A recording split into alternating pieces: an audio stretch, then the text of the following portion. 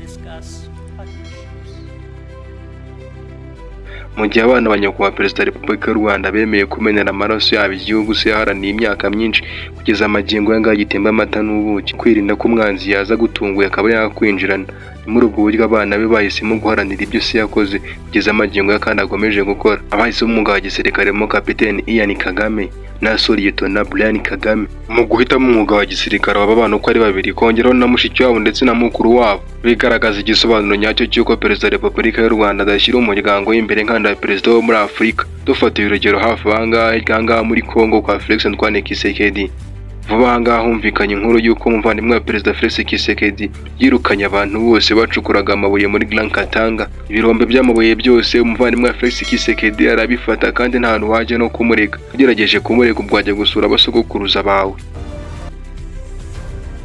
Gukomeza ku bandi bana b'abaperezida b'Abanyafurika babandagariza ku mbuga nkoranyambaga harimo nk'umukobwa wa Paul Biya wivugira amagambo ateye ubwoba cyane, ugakomeza kuhafatanya na base kurya imitungo y'igihugu harimo nka Isaias Afweriki wa Eritrea n'abandi benshi bagiye batandukanye. Ibyo ngibyo guhitandukaniro ku Rwanda kuko usanga ahubwo abana ba Perezida wa Repubulika y'u Rwanda Paul Kagame baharanira ko igihugu se yarwaniye ibinyacumi by'imyaka myinshi, aho aragisugiye gisagamba gitemba amata n'ubuki kikaba kigendwa nko kuba ikivumirwa ku gatoki na buri umwe wese ucyumvishe. Nyakubahwa Perezida wa Repubulika y'u Rwanda Paul Kagame na Madamu Jeannette Kagame bafite abana bane. Imfura yabo Iva Kagame, umukobwa umwe rukumbi bafite Ange Kagame, Ian Kagame ndetse na Brian Kagame. Bucura bwabo winjiye mu ngabo z'u Rwanda ku itariki ya 3 y'ukwa 10 2025 asanzemo mukuru we Kapiteni Ian Kagame barinjiye mu gisirikare ku itariki ya 12 y'ukwa 8 2022 ubwo yari asoje amashuri ya gisirikare mu Bwongereza mu ishuri ryitwa Royal Military Academy Sandhurst rero mu majyepfo y'umujyi wa London, ndetse na murumuna we Lt Brian Kagame ari muri 42 bize amashuri y'aba gisirikare hanze y'u Rwanda, kuko uyu nguyu Lt Brian Kagame yize amashuri ya gisirikare mu Bwongereza ngano n'ubundi ku ishuri rimwe nk'iryo mukuru we nawe yizeho. Abana ba nyakubahwa Perezida wa Repubulika y'u Rwanda Paul Kagame batandukanye n'andi bana b'abakuru b'ibihugu ku mugabane wa Afurika, kuko usanga abana b'abo perezida nta bundi buzima bibereyemo usibye ubuzima bw'iraha bukururira benshi ko babwifuza, kandi usanga mu bihugu byabo inzara irimo kunuma ica ibintu, abakozi ba leta batishyurwa, kandi ubwo abana babo bararira bashaka amazu menshi ahenze i Paris imbere mu gihugu ari ibibazo gusa. Abana ba Perezida Paul Kagame bagomeza kumweshamo umunsi ku munsi, aho bari hose usanga bitwara neza kuko bafite discipline y'umuryango ndetse n'umuco wa Kinyarwanda, barinda kwiyandarika no gusamara by'abubu ngubu. Nyakubahwa Perezida wa Repubulika y'u Rwanda Paul Kagame we avuga yuko nta mwana yigeze ahatira kujya mu gisirikare kuko buri wese afite amahitamo ye, bitandukanye n'abandi babyeyi bo mu bihugu bya Afurika usanga icyo bashatse ubwo ngubwo ari cyo ugomba gukora, apana wowe icyo wihitiyemo.